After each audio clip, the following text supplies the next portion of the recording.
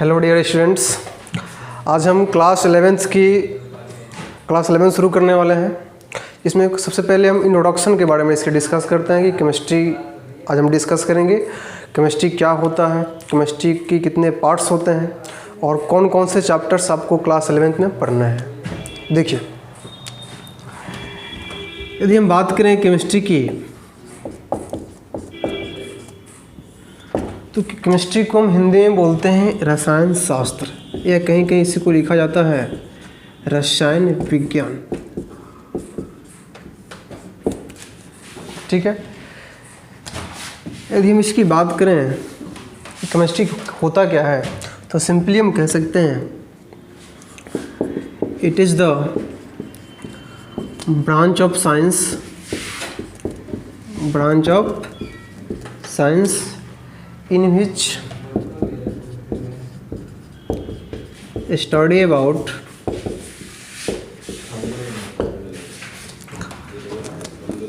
structure, composition and properties of matter। मतलब है, इसको मैं हिंदी में लिखना चाहे तो कैसे लिखेंगे? रसायन शास्त्र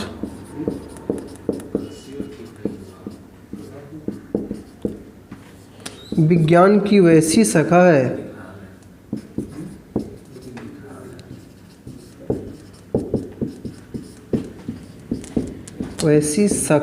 है जिसके अंतर्गत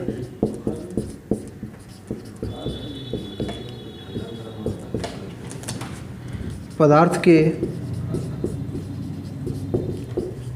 गुण, संरचना तथा संगठन के बारे में अध्ययन किया जाता है। देखिए, सिंपली यहाँ पे मुख्य रूप से 3 टर्म यूज हुआ है, ध्यान रखना। एक है आपके पास स्ट्रक्चर, एक है कंपोजिशन, एक है प्रॉपर्टीज। मतलब है संगठन, संरचना और गुण। ये 3 चीज़ मैटर की, ये तीनों चीज़ जो है पूरे केमिस्ट्री को डिफाइन कर देती है। ठीक है, और हम बात कर लेते हैं कि यहाँ पर स्पष्ट रूप से आप मेंशन किया हुआ है कि रसायन शास्त्र विज्ञान की वैसी शाखा है जिसके अंतर्गत हम पदार्थ के गुण, संरचना और संगठन के बारे में अध्ययन करते हैं। अब हम बात करते हैं केमिस्ट्री को कितने तरह से डिवाइड किया गया है। उससे पहले यदि हम बात करें तो आपसे यदि कोई पूछे कि केमिस्ट्री का फादर किसको बोलते हैं, फादर ऑफ केमिस्ट्री, तो ध्यान रखिएगा फादर ऑफ केमिस्ट्री हम बोलते हैं, इसको हिंदी में हम क्या बोलते हैं? रसायन शास्त्र का पितामह या रसायन विज्ञान का पितामह, लेबोजियर।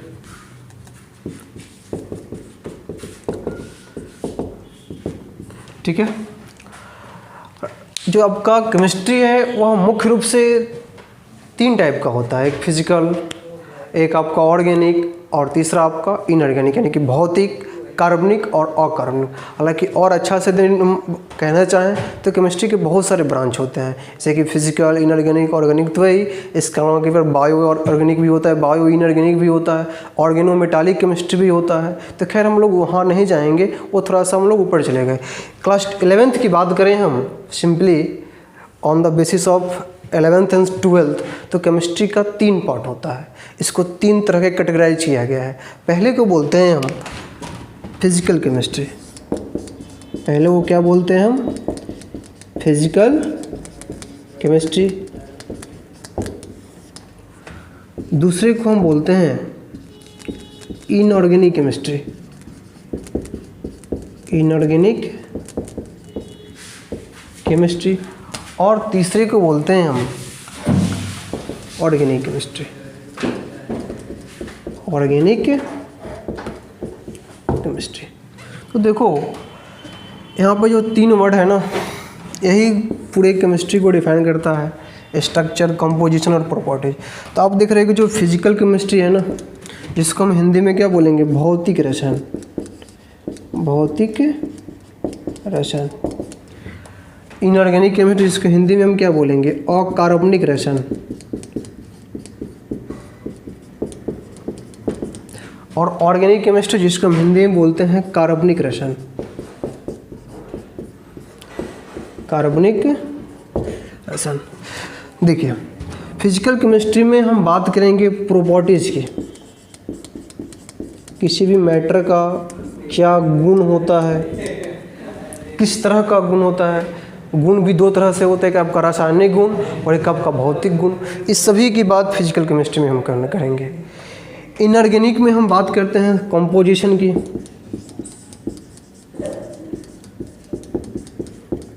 इसको हम हिंदी में संगठन बोलते हैं,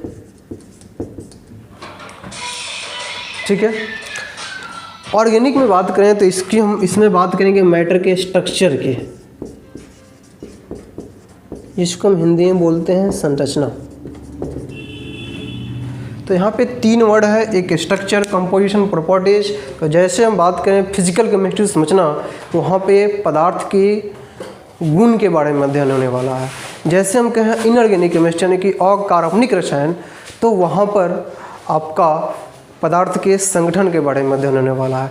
और जैसे कहें हम ऑर्गेनिक केमिस्ट्री यानी कि कार्बनिक रसायन, तो वहाँ पर पदार्थ के संरचना के बारे में हम लोग अध्ययन करने वाले हैं। अब हम लोग बात कर लेते हैं कि क्लास 11th में कौन कौन सा टॉपिक पढ़ना है हमको, और कौन कौन सा टॉपिक फिजिकल में आता है, कौन कौन सा टॉपिक इनऑर्गेनिक में आता है, और कौन कौन सा टॉपिक ऑर्गेनिक में आता है। तो इसको लिखिए, फिर हम लोग चैप्टर के डिस्कस करते हैं।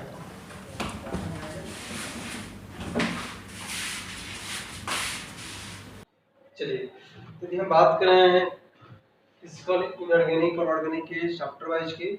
तो फिजिकल केमिस्ट्री में हम टोटल 5 चैप्टर डिस्कस करेंगे क्लास 11th में। इसमें कि पहला है आपका some basic concept of chemistry, Hindi में इसको बोलते हैं रसायन शास्त्र की मूलभूत संरचना। दूसरा है आपका स्टेट्स ऑफ मैटर, जिसको हिंदी में बोलते हैं द्रव्य की अवस्था या पदार्थ की अवस्था। नेक्स्ट है आपका थर्मोडायनेमिक्स, जिसको हम हिंदी में बोलते हैं ऊष्मागतिकी। चौथा है आपका इक्विलिब्रियम, इक्विलिब्रियम को हिंदी में बोलते हैं क्या, साम्यावस्था। हाँ, एक चीज अलग है, एक चीज बात समझो, आप लोगों को ये जो नेम है ना, चैप्टर का जो नेम है, इस तरह से आप लोगों को नया लग रहा है क्योंकि आप लोग कभी 10th में पढ़े नहीं इस चीज को। तो 11th है तो कुछ नया मिलेगा, तो पहले सुनना पड़ता है, ठीक है। और फिर आगे जब हम डिस्कस करेंगे तब आपको दिख जाएगा कौन क्या होता है। सुनने में थोड़ा अजीब लग रहा हो, चलो आगे बढ़ते हैं। ये साम्य अवस्था भी दो तरह से होता है, एक होता है आपका रासायनिक और दूसरा होता है आपका आयनिक। यहाँ पे थोड़ा सा अच्छे से लिख लीजिएगा, क्लियर। आयनिक साम्यावस्था और एक होता है आपका रासायनिक साम्यावस्था। और नंबर 5 है आपका रेडॉक्स रिएक्शन, हिंदी में इसको बोलते हैं रेडॉक्स अभिक्रिया, या और अच्छा से करना चाहो तो उपापचयी अभिक्रिया भी बोलते हैं। आगे हम बात कर लेते हैं इनऑर्गेनिक। इनऑर्गेनिक में जो पहला चैप्टर हम डिस्कस करेंगे वो है आपका एटॉमिक स्ट्रक्चर, शायद आप लोग इसका नाम सुने हो। यहाँ पे वही पढ़ना है, बस थोड़ा सा विस्तार है। चलो, नंबर 2 है आपका पीरियोडिक टेबल, आवर्त सारणी। नंबर 3 है आपका केमिकल बॉन्डिंग, जिसको हिंदी में बोलते हैं रासायनिक बंधन या रासायनिक आबंध। Number 4 hydrogen. आप लोग अभी तक क्या पढ़े हो, हाइड्रोजन एक एलिमेंट है, हाइड्रोजन गैस है, हाइड्रोजन चैप्टर भी पढ़ना होगा। नंबर 5 में हम डिस्कस करेंगे एस ब्लॉक एलिमेंट। आप लोग देखे हुए जो पीरियोडिक टेबल में आप कहोगे कि जो आपके पास लेफ्ट हैंड साइड होता है वो आपका एस ब्लॉक एलिमेंट होता है, जो राइट हैंड में होता है वो पी ब्लॉक होता है, और बीच वाला पार्ट डी होता है, सबसे जो नीचे होता है वो ए ब्लॉक एलिमेंट का होता है। अब उसमें आपको पढ़ना होगा कि एस ब्लॉक एलिमेंट क्या होता है, सभी एलिमेंट का गुण, उसका शेप, आकार सब डिस्कस करेंगे जब पढ़ेंगे। और नंबर 6 आपका पी ब्लॉक यानी कि राइट साइड वाला है, उसमें से कुछ ही पार्ट डिस्कस करना है। जैसे कि आप देखोगे उसमें तो बहुत सारे हैं, उसमें से 2-3 ग्रुप का डिस्कस हम यहाँ पे करेंगे। अगला है आपका ऑर्गेनिक केमिस्ट्री, जिसको हिंदी में क्या बोलते हैं, कार्बनिक रसायन। इसमें सबसे पहले कुछ मूलभूत सिद्धांत तथा टेक्निक्स।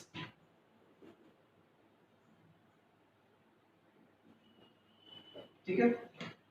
नंबर 2 है आपका जेओसी, जिसको हिंदी में बोलते हैं सामान्य कार्बनिक रसायन, शॉर्ट में इसको जेओसी बोल देते हैं, जनरल ऑर्गेनिक केमिस्ट्री। इसके आगे, हालांकि इसके आगे इसी में हम डिस्कस करेंगे आइसोमेरिज्म। इसके बाद का इसमें भी हम लोग inductive effect, I effect, M effect पढ़ेंगे, बात की बात है। और आगे पढ़ेंगे हम रिएक्शन मैकेनिज्म, जिसको हिंदी में बोलते हैं अभिक्रिया की कार्यविधि।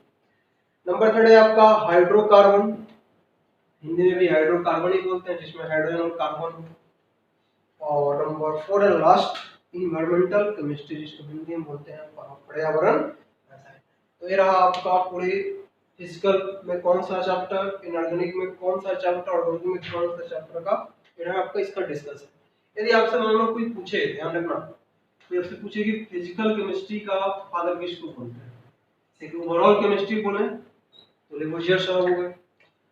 यदि आपसे कोई पूछे कि फिजिकल केमिस्ट्री के फादर किसको बोलते हैं, तो ध्यान रखिएगा कि फिजिकल केमिस्ट्री के फादर को हम लोग लेवोजियर ही बोलते हैं। यदि आपसे कोई पूछे कि इनऑर्गेनिक केमिस्ट्री का पितामह किसको कहा जाता है, तो ध्यान रखना उनको हम बोलते हैं वार्नर। वार्नर लिखते हैं, पढ़ते हैं, वार्नर नेम है अल्फ्रेड वार्नर। और यदि आपसे कोई पूछे कि ऑर्गेनिक केमिस्ट्री यानी कार्बनिक रसायन का पितामह किसको बोला जाता है, तो उनका नाम है ओलर। ओलर पढ़ते हैं, लिखते हैं इसको हिंदी में ओलहर। हाँ, यहाँ पे जब आप उच्चारण करोगे तो यहाँ पे ह साइलेंट होता है। चलिए, तेरा आपका चैप्टर वाइज हम इसको डिवाइड कर दिए कि कौन सा आपका किस केमिस्ट्री में आता है और कौन सा इसमें किस में आता है। चलो, हम इसमें सबसे पहले डिस्कस करेंगे ऑर्गेनिक के बारे में। ठीक है, ऑर्गेनिक जब डिस्कस कर लेंगे तब हम बात करेंगे इनऑर्गेनिक की और फिर फिजिकल की। क्लियर? चलो, तो इसको नोट कीजिए।